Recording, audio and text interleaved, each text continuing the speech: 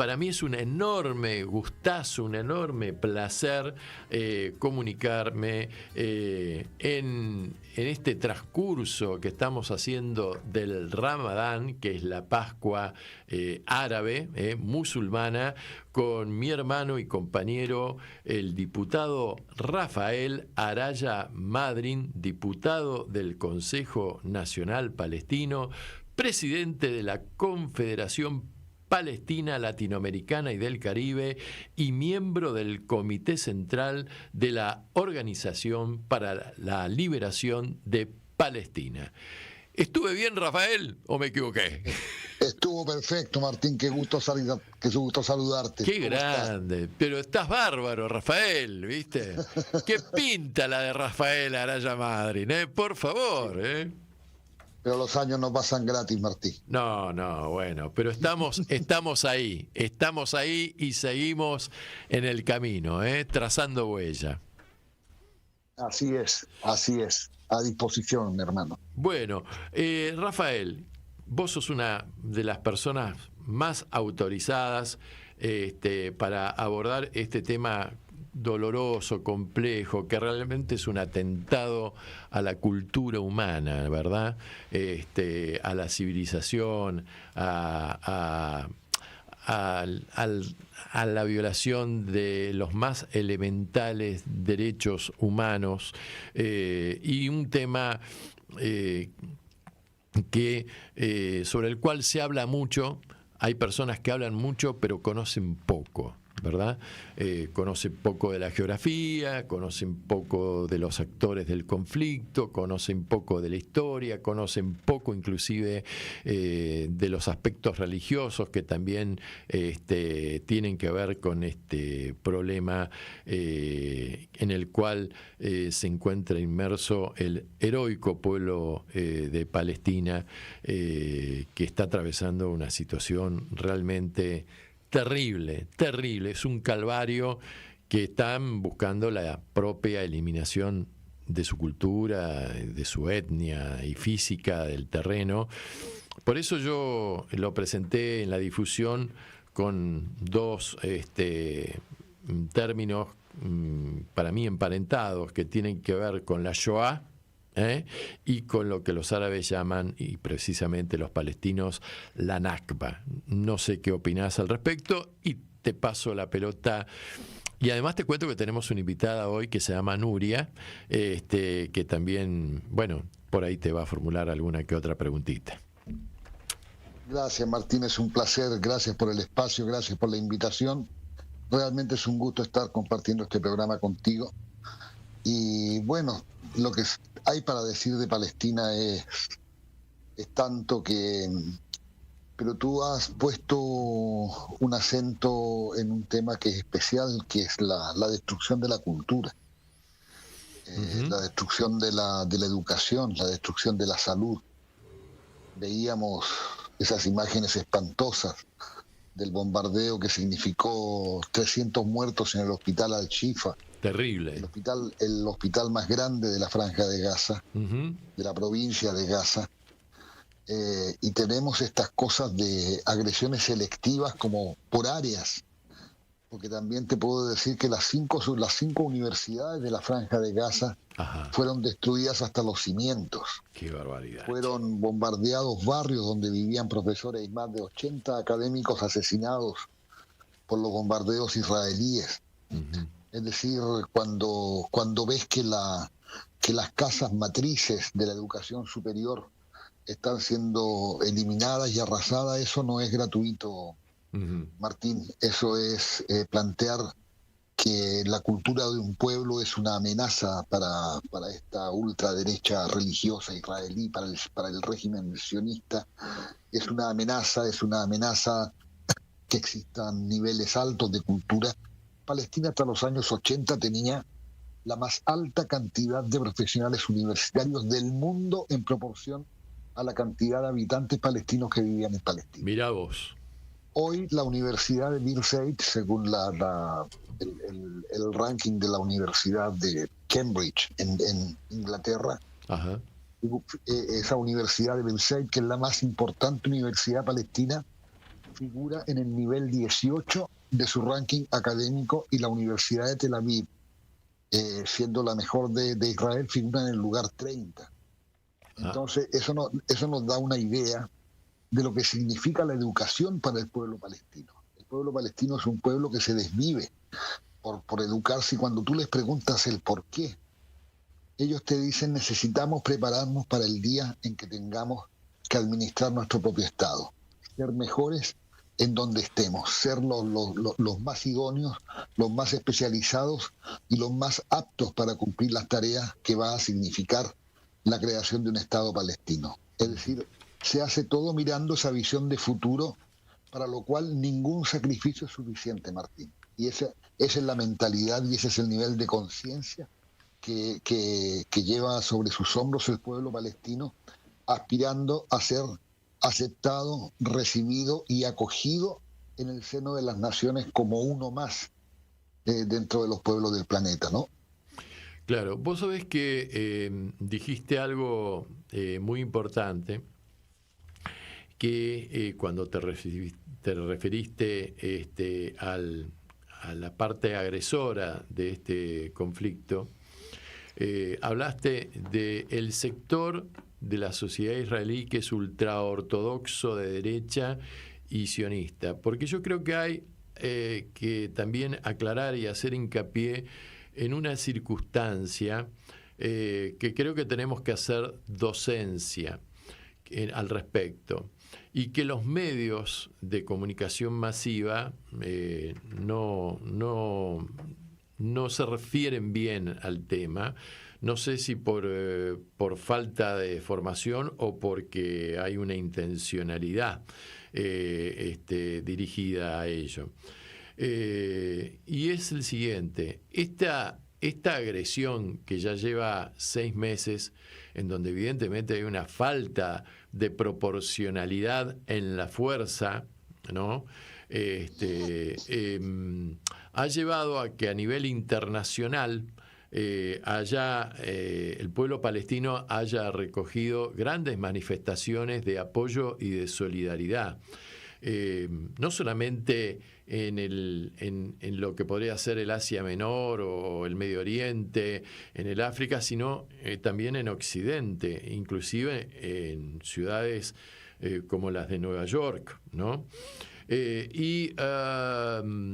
Esta actitud agresiva, expansionista y bélica que encarna, por ejemplo, el presidente Netanyahu, o el primer ministro Netanyahu, mejor dicho, está provocando o ha provocado una supuesta ola de antisemitismo. Y no se trata de ser antisemita, porque hay muchas personas, individuos que tienen que ver con la cultura judía, que se sienten muy mal con quienes están dirigiendo en este momento el Estado de Israel. A mí, en mis relaciones personales, me ocurre esto con amigos, pero muy amigos de origen judío, que censuran en forma muy, muy cruel y muy clara la actitud del Estado de Israel por quienes los están dirigiendo. ¿Me explico? Está clarísimo, Martín, está más que claro, la verdad. Yo creo que si la gente supiera, si la gente entendiera la cantidad de compañeros judíos que militan con nosotros para la liberación de Palestina, para promover la causa, para darla a conocer, para difundirla, se llevaría una tremenda sorpresa. Claro. Porque Claro. es tal el maniqueísmo que existe a nivel de las grandes corporaciones mediáticas respecto de la cuestión palestina, que han llegado a instalar que palestino es sinónimo de terrorista. Y en esa maniobra extraordinaria que ellos hacen de que, a pesar de que hoy jueves, se sobrepasaron las 33.000 víctimas civiles, de las cuales 13.000 son niños menores de 14 años, ellos siguen apareciendo o pintándose como las grandes víctimas de esto. Lo que la gente no entiende, porque no conoce, como bien tú dices, es que Gaza es un emergente, Gaza es una consecuencia, Gaza no es una causa, no es el origen de las cosas. Porque pareciera y nos han querido pintar que el conflicto palestino-israelí comenzó el 7 de octubre de 2023, como si a partir del año 1947, cuando se consagra la resolución 181 de la Asamblea General de las Naciones Unidas que da origen al Estado de Israel, no hubiera pasado nada en esos 75 años. Claro. No hubiera habido despojo de tierras, no hubiera habido asesinatos masivos, no hubiera habido masacre de las bandas sionistas de ultraderecha que asolaban los poblados palestinos para lanzarlos al exilio, llegando a expulsar al más del 75% de la población total de palestinos que vivían en Palestina. Casi 800.000 personas, Martín, que fueron empujadas por la violencia hacia las fronteras de Siria, hacia las fronteras del Líbano, hacia las fronteras de Jordania. Entonces, pretender que este maníaco homicida de Benjamín Netanyahu está liderando un proceso en el que su establishment es la víctima es realmente una soberana payasada, porque esto sigue adelante por un par de razones que me gustaría explicarte brevemente, Martín, que tienen que ver estrictamente con la egolatría y la vanidad infinita de un primer ministro a quien lo único que le importa es su propia sobrevivencia política. Uh-huh. Cuando fueron los ataques de la incursión militar de Hamas el 7 de octubre en el territorio israelí, se difundió que 30 días antes, un mes antes, sí, el jefe de la inteligencia egipcia se comunicó con el primer ministro israelí Benjamín Netanyahu para advertirle que esto se venía, que habían detectado preparativos, que se preparara para defenderse de una agresión por parte de Hamas. Ajá. Netanyahu los dijo: quédense tranquilos, estamos al tanto de todo y hemos cubierto todos los flancos. 15 días antes se lo advierte la CIA. Mirá vos. Y una semana antes se lo advierte el Mossad. Ajá. Entonces, en un momento político en Israel, donde hasta 2 semanas antes de que se desataran los hechos del 7 de octubre, se reunían 200.000 personas frente a la casa de Benjamín Netanyahu para exigirle la renuncia. Exacto. Y estando a días de que tuviera que concurrir nuevamente a los tribunales para ser juzgado por los 4 casos de corrupción que tiene y por los que va a ir a la cárcel, además, la única salida que él vio fue dejar que esto ocurriera para permanecer en el poder, porque ningún país va a hacer elecciones en medio de un conflicto militar. Claro. ¿No? Y seguir en el poder por eso. Y acá tenemos el entrelazamiento con otra acción que ocurrió hace 3 días, Martín, o 2 días, uh-huh, que fue el bombardeo israelí de la embajada de Irán en terrible. Damasco, en Siria. Sí, el consulado. Fue la embajada y la dependencia del consulado que está pegada a la embajada. Y donde además está la residencia del embajador.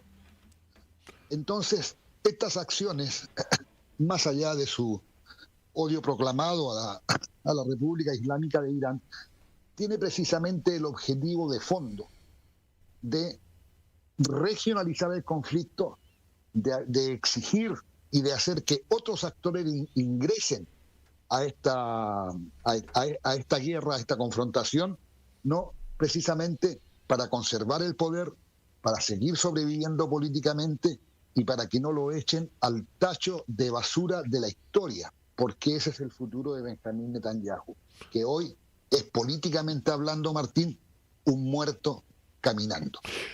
Rafael, vamos a hacer un recreo y para seguir luego profundizando sobre este tema, que también lo estás desarrollando.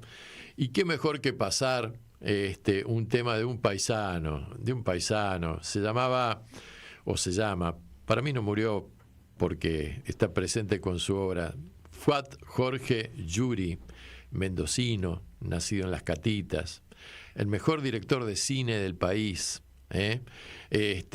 origen sirio-libanés, conocido como Leonardo Fabio, que se hizo digamos, internacionalmente conocido en un festival de música en tu país, en Viña del Mar, allá por el año 68.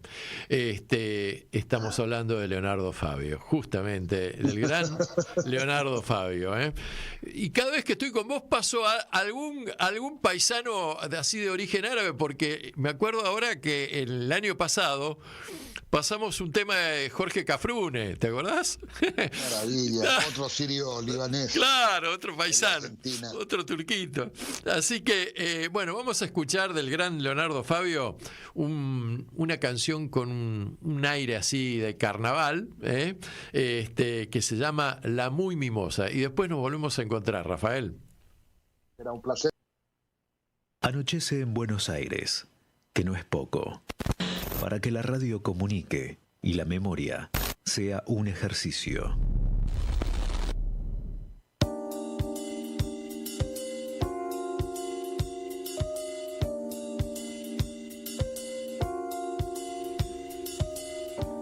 Bueno, acá estamos.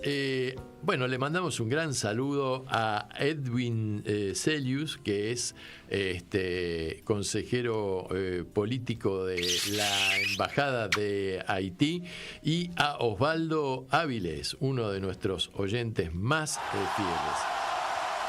Y acordate que si querés comprarte una bicicleta, querés reparar tu bicicleta, se descompuso tu bicicleta, tenés que someter un tratamiento de mantenimiento o estético a tu bici, entonces tenés que ir a la bicicletería Danmic Bike, que queda en la calle Montevideo 475, entre La Valle y Avenida Corrientes, que no cierra nunca. Mirá, en toda este feriado extra large fue la única bicicletería abierta en la ciudad autónoma de Buenos Aires. Ahí el amigo Joel te va a atender como si fueras un rey, te digo. Belleza, nene, belleza. Y su número de teléfono es 156 371 9902. Y ahora sí, retornamos con nuestro amigo Rafael. ¿Te gustó el tema de Leonardo Fabio, Rafa? Precioso, hermoso. Todo lo que venga de Leonardo Fabio es una maravilla, Martín. Sí, está fuera de toda discusión posible. Seguro, ¿no? Un gran artista popular, ¿no? Y un gran intuitivo, además.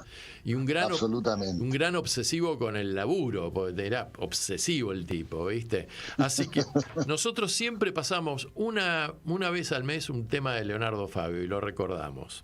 Bueno, Martín, perdón, sí. Antes que siga me gustaría, porque yo estoy viejo y me olvido de las cosas. Entonces, me gustaría hacerle llegar un saludo fraterno y muy afectuoso a nuestro hermano de Haití que llamó a la radio para saludar. Y solidarizarnos con ese pueblo tan sufrido, tan dejado de la mano de Dios, y que no olvidemos nunca que fue el primer país independiente de las Américas. Un país que ayudó a la independencia de otros países, a los que recurrió Bolívar y recurrieron los libertadores para pedir apoyo para que otros países de América Latina pudiéramos seguir ese mismo camino. Así que nuestro homenaje y nuestro saludo solidario a nuestros hermanos de Haití. Claro que sí. Además fue el único país en el mundo que generó una revolución de esclavos negros. Así es.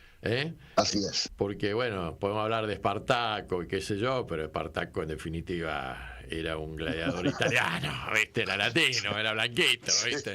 Era el primer mundo, el amigo Espartaco. Bueno, sí, seguramente. Y bueno, y realmente es muy preocupante lo que está sucediendo en Haití, porque además son hermanos en nuestro continente y los sentimos como si fuéramos nosotros mismos, ¿no? Claro que sí. Bueno, vos sabés que estabas desarrollando el tema de este genocida que es Netanyahu, y mientras hablabas sobre este personaje, no sé por qué me acordé de que nuestro presidente de la República en la Argentina acaba de decir justamente hace pocos días, en este extenso fin de semana que tuvimos de feriado, que el modelo de él es Irlanda, ¿no? Entonces les pidió a los argentinos un poco de paciencia, les pidió 40 años de paciencia, porque si en 40 años nosotros seguimos apoyando este plan económico de la escuela austríaca, que consiste en destruir el Estado, entre otras cosas, y que gobierne el mercado sin ningún tipo de intervención extraña, nosotros vamos a llegar dentro de 40 años al nivel de vida que tiene Irlanda. Pero qué cosa curiosa, porque 24 horas después de que dijo esto, Irlanda apoyó a Sudáfrica en el Tribunal de La Haya en el juicio que se ha iniciado al Estado de Israel por violación de los derechos humanos. Y además, como si fuera... No, porque al hombre hay que reconocerle que el hombre es muy frontal y es muy claro. Dijo, ¿y qué querían de Israel? Israel tenía que tener una reacción ejemplificadora. A la mierda, dije yo. Pelo. Bah, en fin, pequeñas contradicciones del mundo como lo ve el presidente argentino y lo que es el mundo en realidad, ¿no? Ahora, en política hay una regla que es más vieja que, como diría el general Perón, orinar en los portones, ¿no? Que es que cuando vos tenés el frente interno muy debilitado, buscas crear un enemigo externo. Absolutamente. Y ese enemigo externo inmediatamente te unifica el panorama interno. Por lo menos ganas tiempo, oxigenás un poco hasta que vuelven a surgir las contradicciones, ¿no? Y las inquietudes. Y me parece que esto es lo que manejó en algo muy raro. Yo coincido contigo, que fue lo que ocurrió en octubre del año pasado. A mí me llamó poderosamente la atención, ¿no? Cómo el mejor ejército del mundo, con el mejor sistema de seguridad del mundo, le entraron como por la casa, ¿viste? Y esto a mí me sonó. Hay algo que no me cierra de esta historia. Martín, hay todos los sistemas de seguridad que fueron instalados en el perímetro de la Franja de Gaza, que de verdad es la prisión a cielo abierto más grande del mundo. Hoy es un cementerio a cielo abierto, lo han transformado en eso. Se paraba una mariposa sobre el alambre de púas, sonaba alguna alerta en los puestos de control israelí. Sí, sí. Y la noche anterior, por la fiesta de Sukkot, una fiesta judía, licenciaron al 70% de la guarnición militar que existía en ese momento en el cerco perimetral, alrededor del cerco perimetral de la Franja de Gaza, para que se fueran a unidades militares instaladas en la región de Cisjordania, de la ribera occidental, y dejaron también absolutamente desprotegida la zona. Ahí está el relato de esas dos chicas que manejaban un tanque, que ellas disparaban sin tener claro contra quién lo hacían, y dispararon contra israelíes que huían de este ataque de Hamas.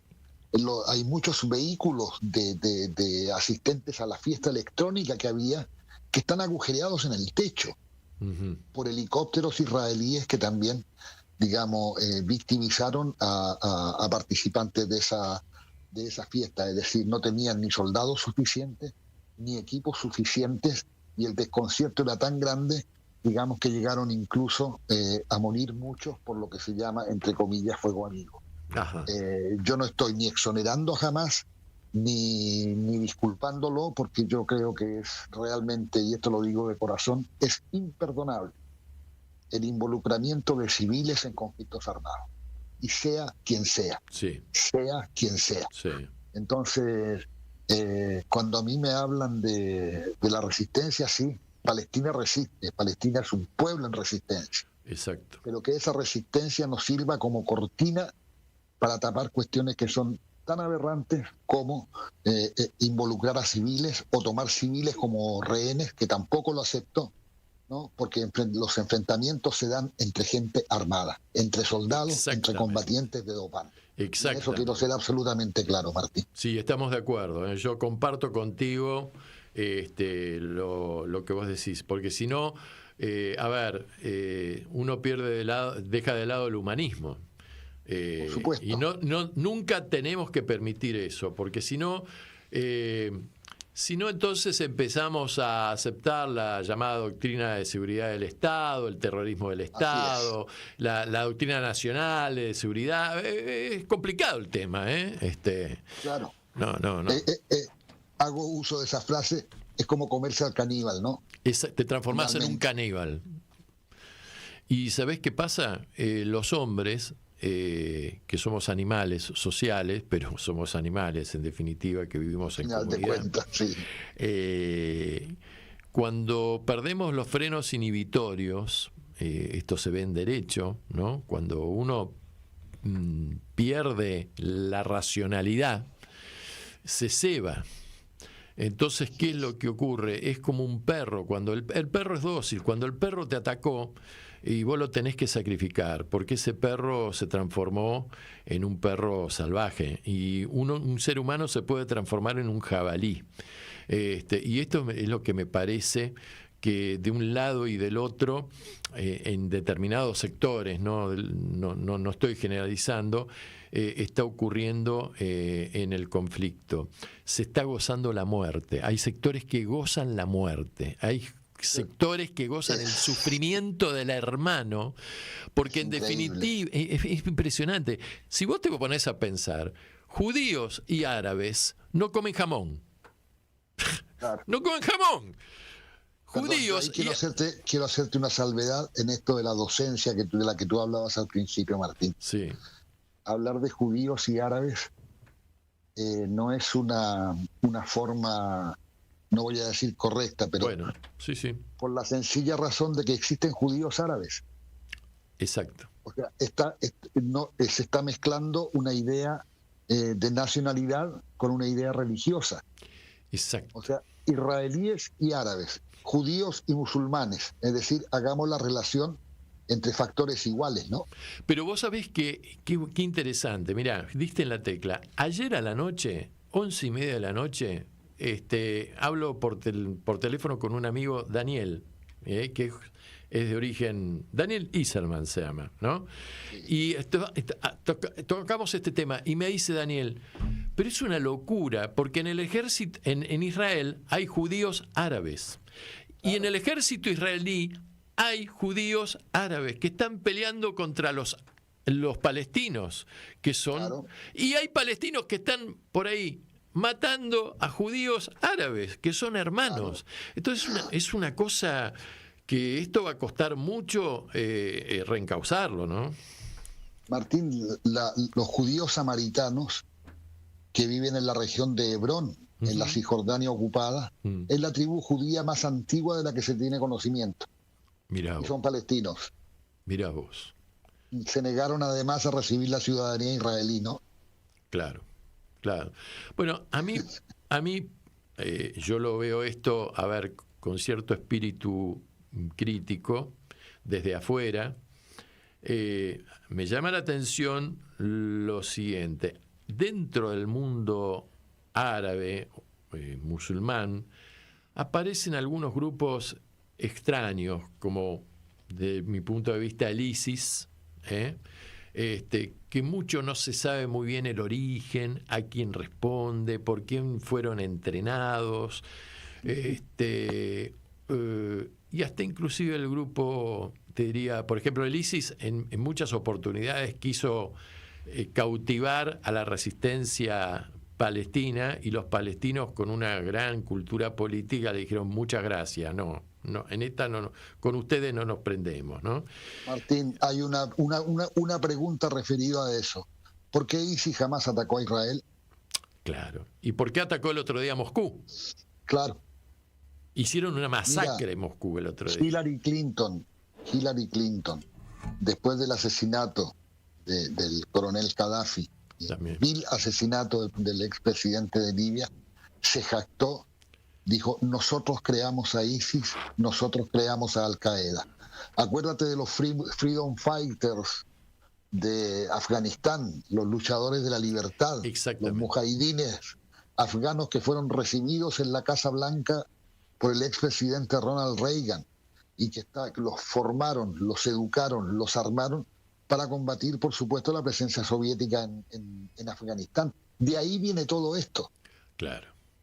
¿No? Entonces, ISIS es una creación de Estados Unidos e Israel. Los combatientes de ISIS que luchaban en Siria eran atendidos en los hospitales israelíes de los Altos del Golán, sirios además, bajo ocupación israelí, ¿no? Claro.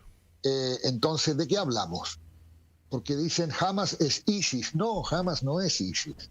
Hamas es un movimiento religioso palestino que no tiene nada que ver con el fundamentalismo islámico. Y yo te puedo asegurar que dentro de mi propia interna palestina no existe, pocas personas yo creo que existen tan alejadas de la idea de Hamas como yo. Sí, sí. Entonces, porque yo sigo soñando con una Palestina laica, pluralista y democrática, donde la religión siga siendo aceptada y defendida desde el Estado como una opción individual y no como un elemento de injerencia en las políticas de ningún país. Vos sabés que este era el proyecto político de Yasser Arafat. Por supuesto.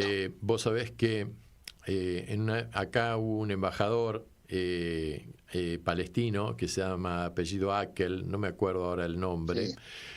Que fue varios años embajador en Buenos Aires y representó muy bien a Palestina.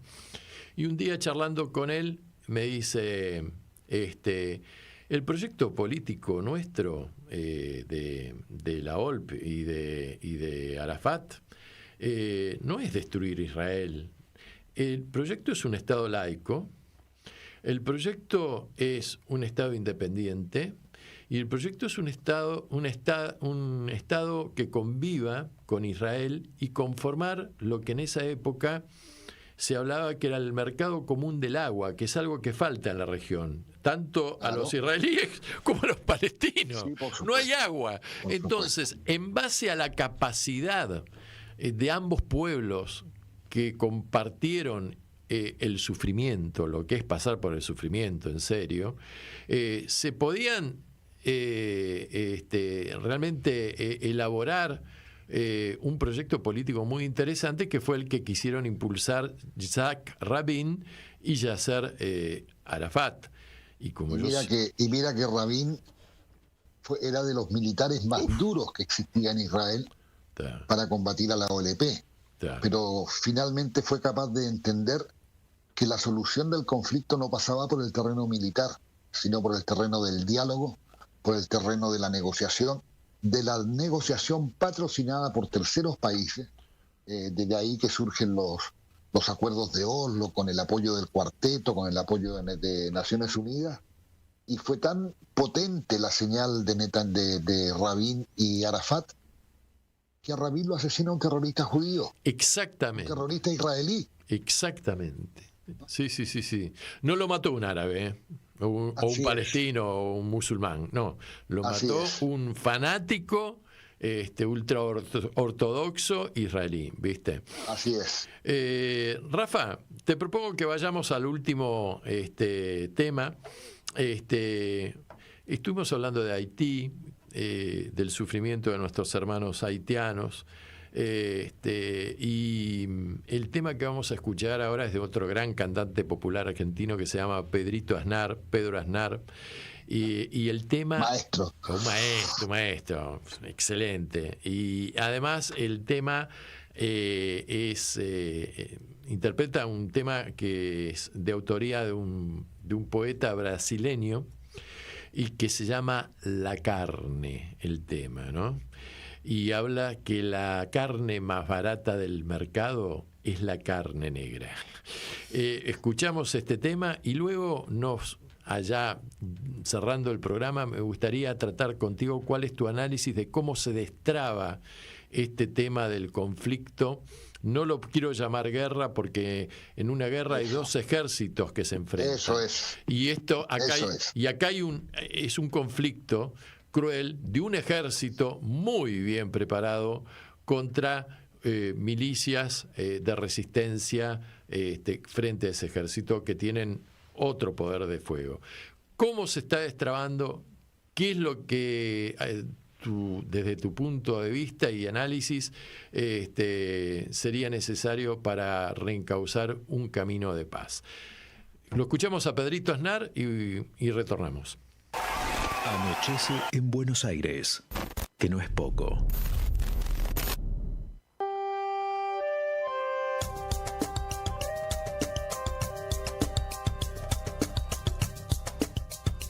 Bueno, le mandamos un saludo a Maura Ramos y también a Federico Savici, que nos escuchan todas las semanas.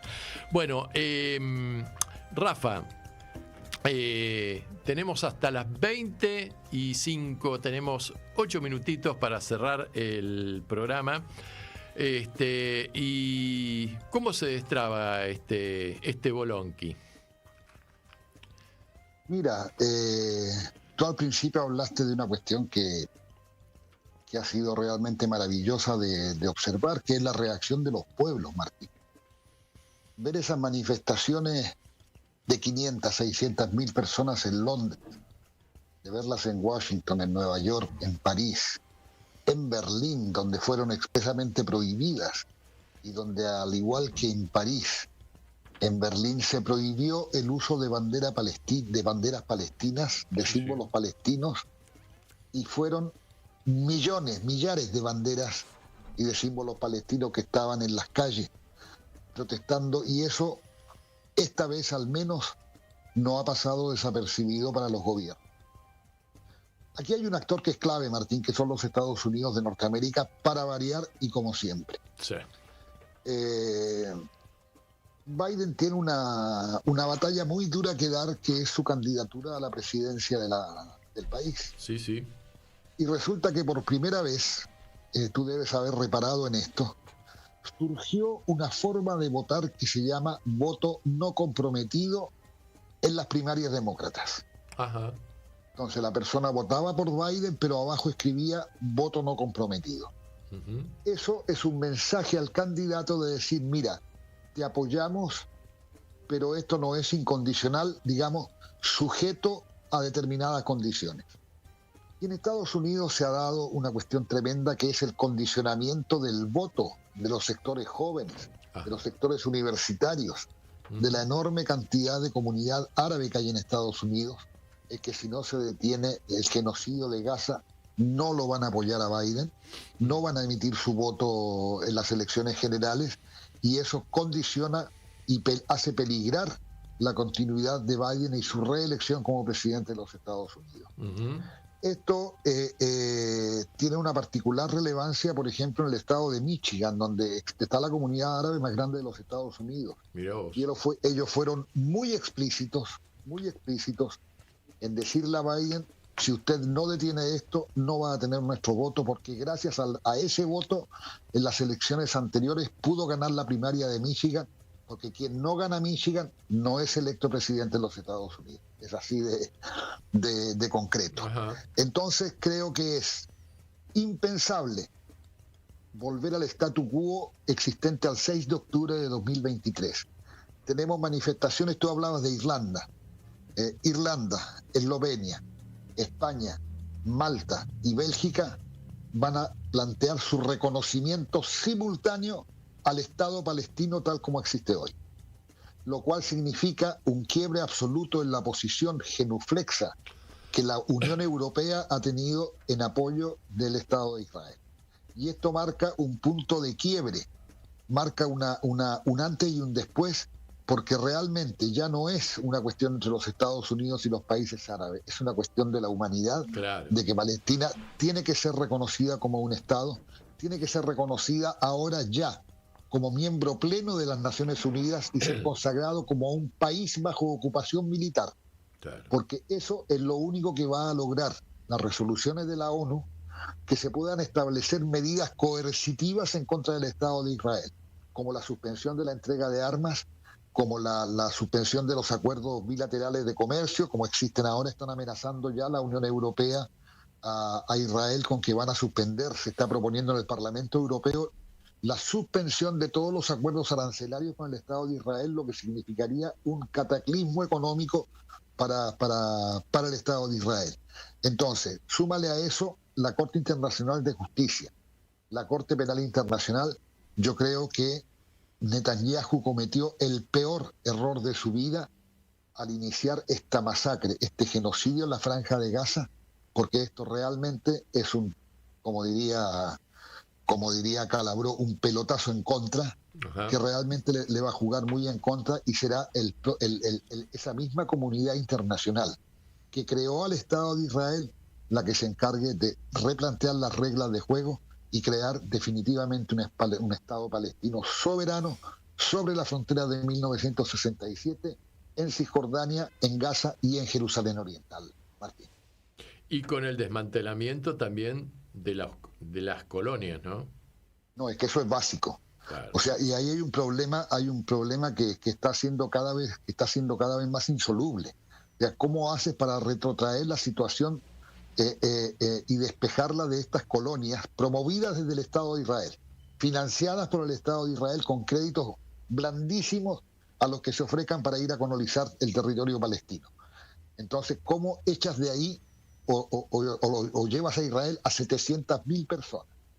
Entonces, una de las cosas que establecía los acuerdos de Oslo, Martín, era que había un planteamiento de Israel de que era muy difícil llevarse, imagínate, a 70.000 colonos de vuelta a Israel. Claro. Entonces, 10 veces menos, ¿no? Entonces se planteaba la posibilidad de un canje de territorios para que los más grandes bloques de asentamientos quedaran dentro del territorio israelí, y que esa extensión territorial fuera canjeada por hasta el 3% del territorio palestino, y que se le entregara a Palestina la misma cantidad de tierra en suelos de igual calidad. Es decir, todo estaba planteado, todo estaba sobre la mesa, y todo estaba resuelto de alguna manera, porque esos acuerdos de Oslo precisamente ordenaban la inmediata suspensión de todo tipo de colonización en los territorios de la ribera occidental. Entonces, pasó el asesinato de Rabin, y tengo que aclarar aquí, porque este es un dato que no todo el mundo conoce, que Netanyahu fue el principal instigador del asesinato de Yitzhak Rabin, porque llenó Tel Aviv con gigantografías que mostraban a Rabin vestido con un traje de nazi, vestido con un traje de capo, diciendo que era el verdugo nazi que se cernía sobre el futuro del Estado de Israel. Y eso alentó, obviamente, a este fanático terrorista para darle muerte por la espalda en una plaza donde se celebraba precisamente los acuerdos de paz. Qué cosa terrible, Rafa. Lamentablemente nos tenemos que ir. Te quiero agradecer muchísimo la charla que hemos tenido. Más que una entrevista, ha sido una charla. No, es un placer conversar contigo, Martín. Es un placer.